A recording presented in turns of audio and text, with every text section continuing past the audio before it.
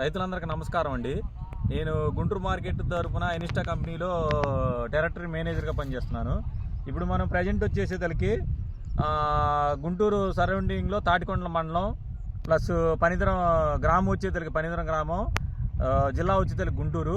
ఇప్పుడు మనం చూస్తున్నటువంటి విత్తనం వచ్చేతలకి ఇన్స్టా కంపెనీ వారిది భీష్మా అండి. ఇన్స్టా కంపెనీ వారిది భీష్మా.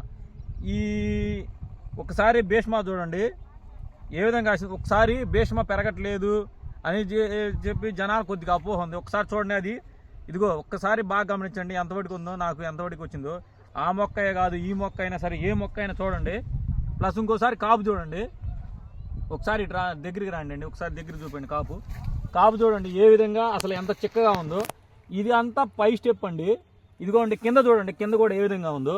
ఇదిగో ఒక్కసారి ఇటు చూడండి, ఒకసారి ఇటు చూడండి అసలు ఏ విధంగా కాసిందో, ఎంత దగ్గరగా కాసిందో, ఎంత చిక్కగా కాసిందో.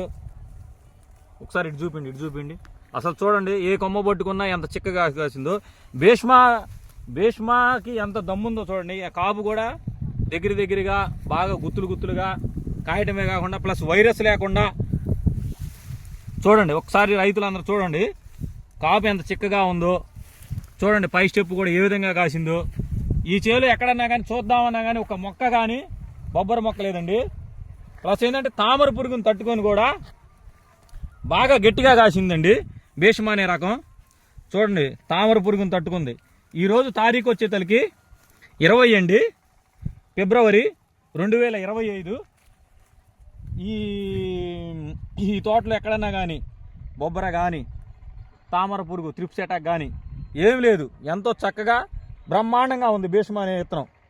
ఈ రైతు పేరు వచ్చేతలకి లింగమల్లేశ్వరరావు అండి. ఈ రైతు నెంబరు ఒకసారి నోట్ చేసుకోండి సార్. ఒకసారి లింగమల్లేశ్వరరావు గారు మీ నెంబర్ చెప్పండి. 8008425922.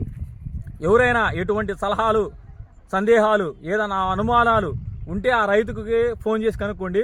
లేదు మీరు ఎవరైనా ఈ తోటను వచ్చి చూడాలనుకుంటే ఆ రైతు నెంబరు చెప్పాడు, నేను కూడా ఆ రైతు నెంబరు కింద మెన్షన్ చేసి ఇస్తాను. మీరు అవసరమైన ఎవరైనా వచ్చి తోట చూసుకొని భీష్మా అనే విత్తనం ఏ విధంగా ఉంది. పక్కన ఇంకా ఆయన అదర్ వెరైటీలు చాలా వేసాడు. ఆ అదర్ వెరైటీలు చాలా వేసినా ఆయన చెప్పే విషయం ఏంటంటే భీష్మా అనే వెరైటీ బ్రహ్మాండంగా ఉంది అని చెబుతున్నాడు.